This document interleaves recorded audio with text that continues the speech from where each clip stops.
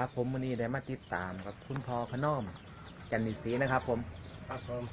มีปัญหาเกี่ยวกับสุขภาพเกี่ยวกับฤทธิ์สะดวกวะครับครับผมเป็นฤทธิ์ดวงมานานแล้วครับผมก็เป็นนักความครับฤทธิ์ดวงผมนี่เป็นว่ามันเก่งกว่าหมู่ในโลกนี่ครับเป็นมากกี่ปีนะครับเป็นมาเลยห้อยตั้งก็นี่มัน40 ปีนี่แหละไปครับ40ปีนะครับเป็สี่นสิบแล้วเป็นขนาดไหนครับผมเป็นสุดยอดเลยครับดากปีนดากบวมบัก800,000เลยบักใหญ่ๆชอหน่วยไกลๆนี่ครับครับก็ไปเพื่อรักษาตามโรงพยาบาลบ่ครับตะกอนนี่ไปดูแต่ว่าบ่ได้ตัดบ่ได้ฉีดยาฉีดหยังเอาตั้งแต่ยาเม็ดยานี่มากินพอทุเลาครับ แต่ว่ากินไปแล้วรู้สึกดีขึ้นบ่ครับตะกอนน่ะ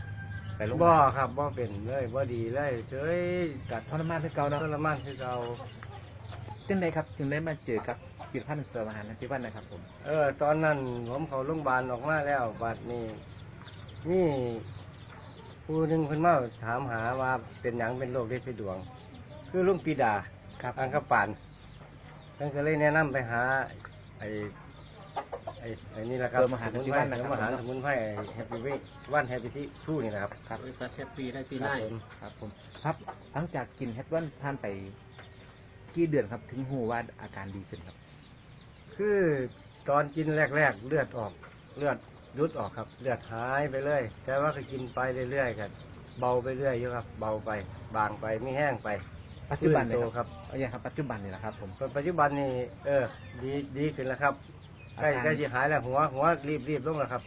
อาการปัจจุบันที่ว่าเลือดไหลขอบะหมี่บ่ปัจจุ เลื บั อดไหลก็เป็นบางที่ที่เขากินพิษกินหนังมันก็ออกครับ ครับ มั เป็นของ มี แสลงนะครับผมเนาะ ของแสลง ขอฝากนะครับฝากสักนิดนึงสำหรับผู้ที่ติดตามวิดีโอนะครับผม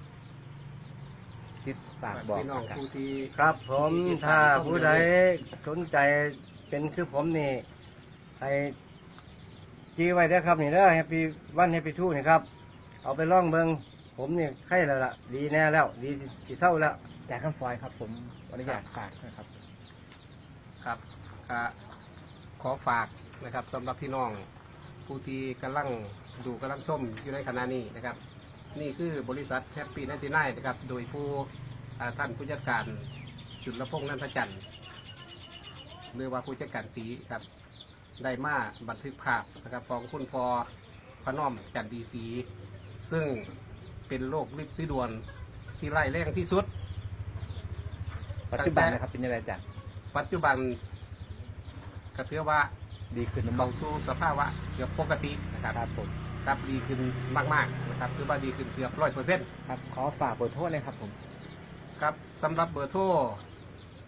เอา เอาเบอร์โทรท่านอาจารย์คำฟอยก็ได้ครับ ครับเอาเบอร์โทรของผมครับ093-159-3198ครับว่าพี่น้องสนใจก็ติดต่อเข้ามาได้เบอร์โทรศัพท์เบอร์นี้ครับผมยินดีต้อนรับทุกคน ครับขอบคุณหลายๆนะครับผม ครับผ ครั ม บผมครับขอบคุณครับ